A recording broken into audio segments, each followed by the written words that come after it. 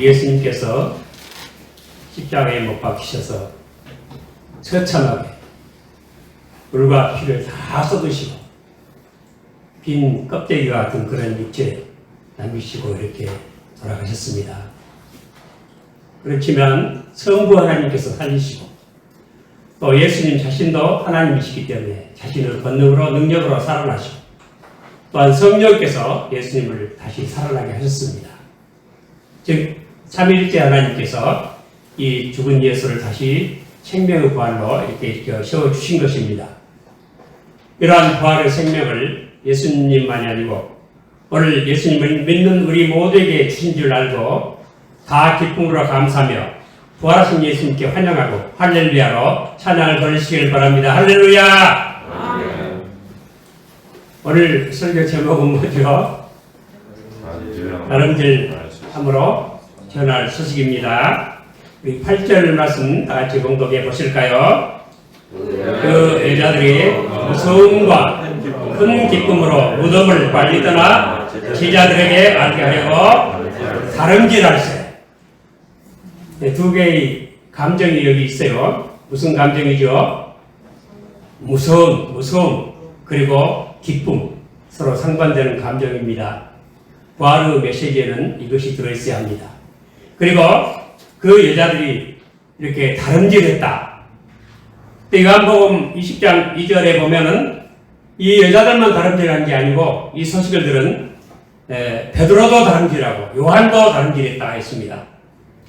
이렇게 부활의 소식은 다름질하지 않을 수 없는 기쁜 소식입니다.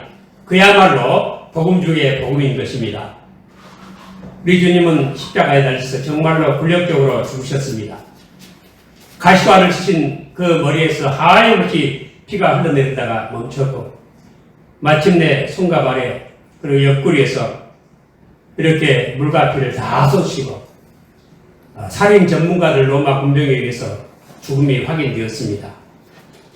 그래까지 죽으신 우리 예수님은 반드시 세 가지 의미의 죽음을 죽으셔야 했던 것 여러분 잘 알고 계시죠? 요한복음 이 3장 요한복음 그 3장의 14절에 보면은 광야에서 모세가 뱀을 든 것 같이 인자도 들려야 하리니.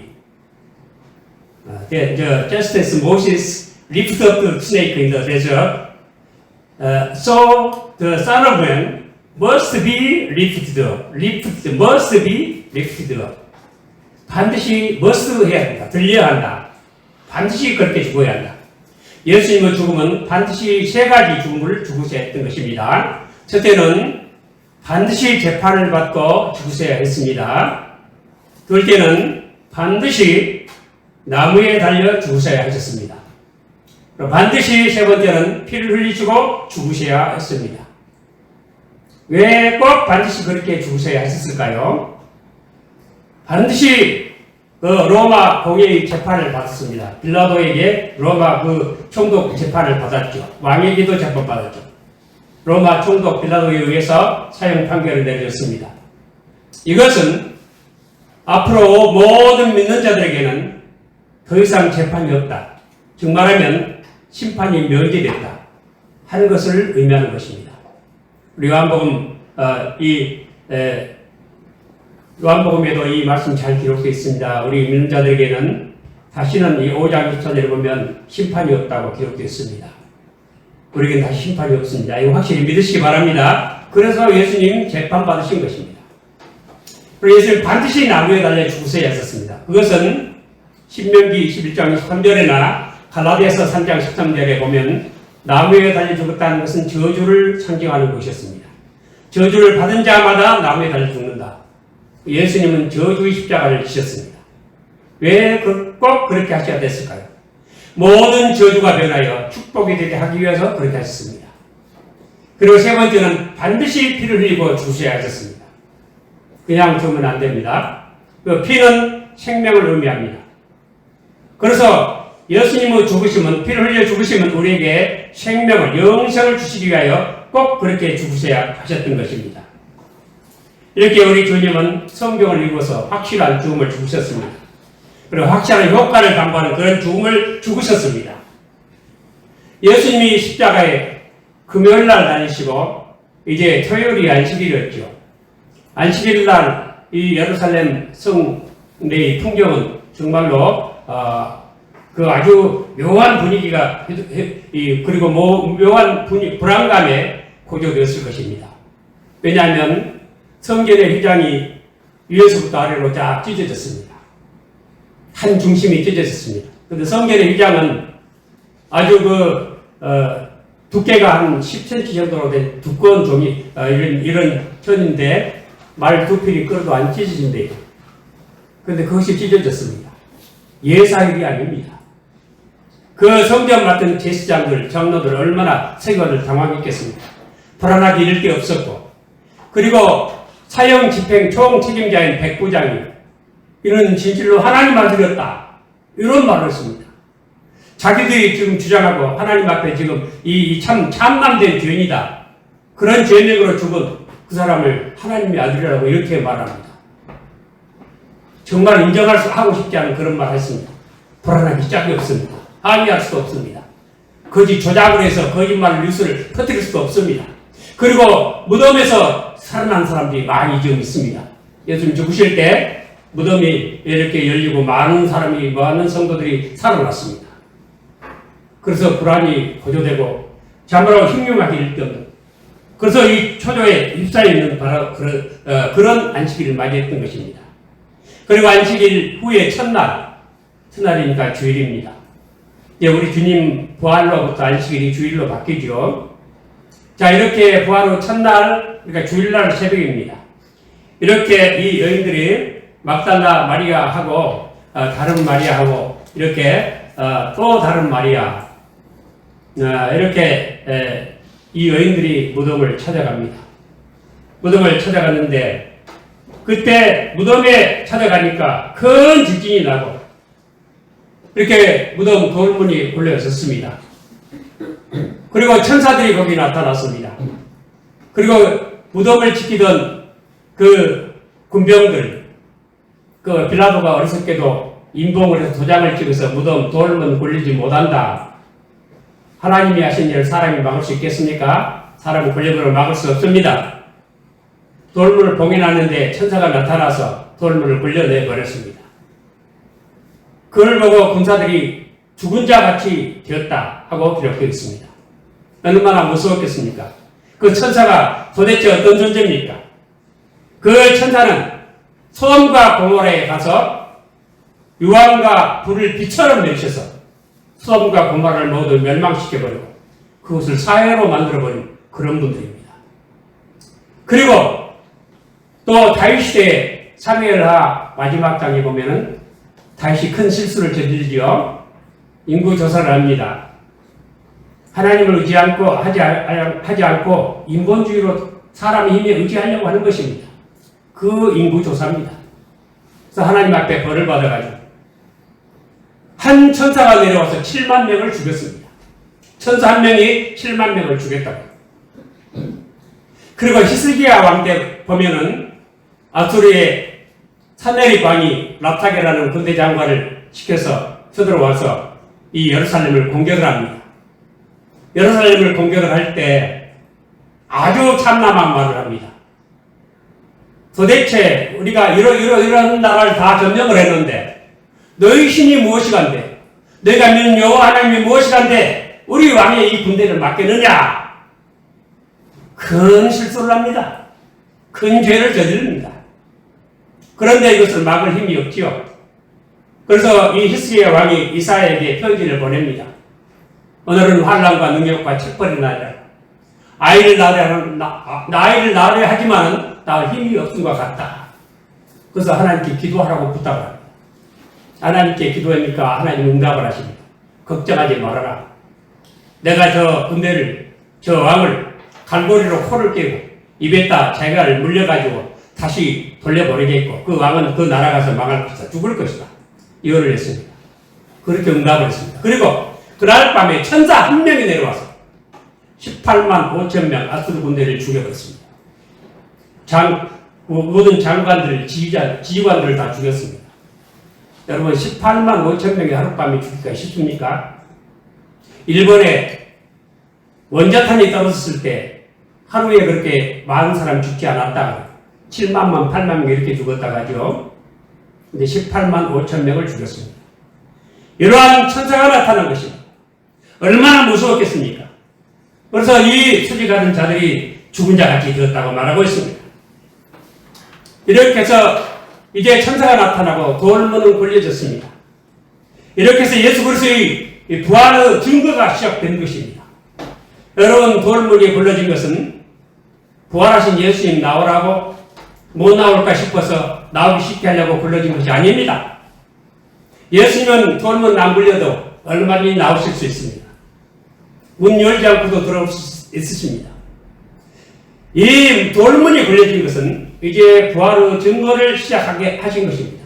즉 말하면 그 무덤을 찾아온 여인들로 하여금 이것을 보고 믿게 하기 위해서 돌문이 굴려진 것이고 이것이 바로 부활의 증거의 시작인 것입니다.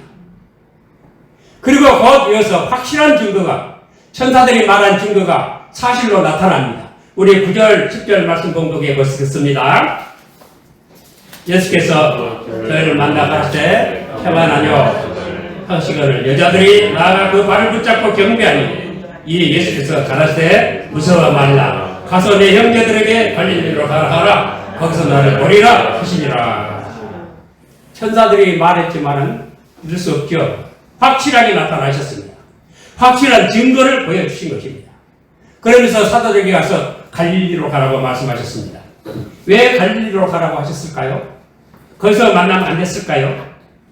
이것은 이제 죽고 부활하신 예수 그리스도께서 평생의 삶을 통해서 부활의 관점에서 다시 자기의 생애를 되돌아보고 보게 하시려고 예수님이 하신 일이 과연 무엇이든가를 바로 깨닫게 하시려고 이렇게 갈릴리에서 만나자고 하신 것입니다.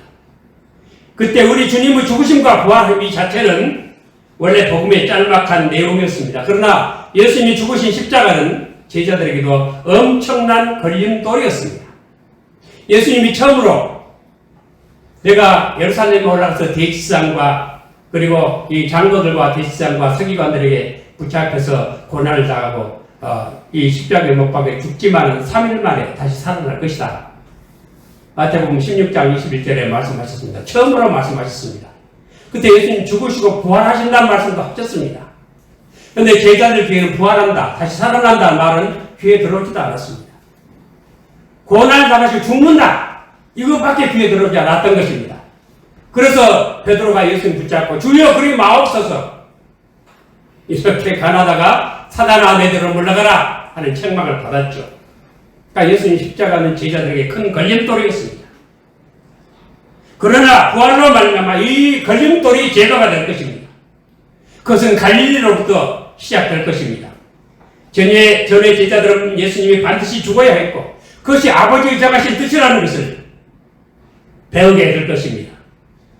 이제 부활을 통해서 이 부활하신 예수 그리스도를 통해서 죄의 용서가 회개가 증거될 것입니다. 그리고 예수님께서 죽으시고 부활하셨기 때문에 이런 확실한 증거를 보여주셨기 때문에 예수를 믿지 않는 자는 죄가 되는 것입니다. 그래서 불신은 무서운 죄입니다. 하나님께서 우리에게 주신 모든 호의를 거절하는 무서운 죄가 되는 것입니다. 그래서 예수님께서 부활하심으로 말미암아 이제는 모퉁이 돌이 되었다 하는 것을 깨닫게 됩니다. 사도행전 4장 11절에 이 예수는 너희 건축자들을 버린 돌로서 집 모퉁이의 머릿돌이 되셨느니라. 그러면서 다른 이로서는 구원을 받을 수 없나니 천하 인간의 구원을 얻을 만한 다른 이름을 우리에게 주신 일이 없느니라고 이렇게 베드로는 말하고 있습니다. 또 예수님은 하나님이 주와 그리스도가 되게 하셨다고 하는 것을 깨닫게 됩니다. 그래서 베드로가 그 설교를 합니다. 사도행전 2장 36절에 성령 받은 후에 그런즉 이스라엘 온 집이 정령할지니 너희가 십자가에 못 박은 예수를 하나님이 주와 그리스도가 되게 하셨느니라.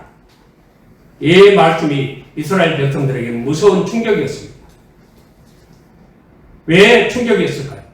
우리는 예수가 잘못됐다고 죄인이라고 극한 죄를 지었다고 십자가에 죽이기에 합당한 그런 죄인이라고 해서 예수를 정죄하고 반대했는데 하나님과는 정반대 생각을 했던 것입니다. 그 절망에 빠졌습니다. 우리는 하나님 원수가 됐고 그래서 그때 그 예루살렘 사람들이 형제들아 우리가 어찌할꼬 하면서 부르짖었던 것입니다. 여러분, 우리가 전도할 때 하나님은 당신을 사랑하십니다. 그렇게 감상적으로 낭만적으로 하는 게 아니라 가나안 여인이 예수님에게 딸 좀 구해주세요 할 때 누가 자녀의 떡을 떼어서 개에게 주겠느냐? 절망에 빠뜨려 버렸습니다. 이 절망으로부터 믿음이 시작됩니다. 그래서 하나님은 모든 하실 일이 그렇습니다. 에덴 동산에서 절망에 빠지게 하시죠.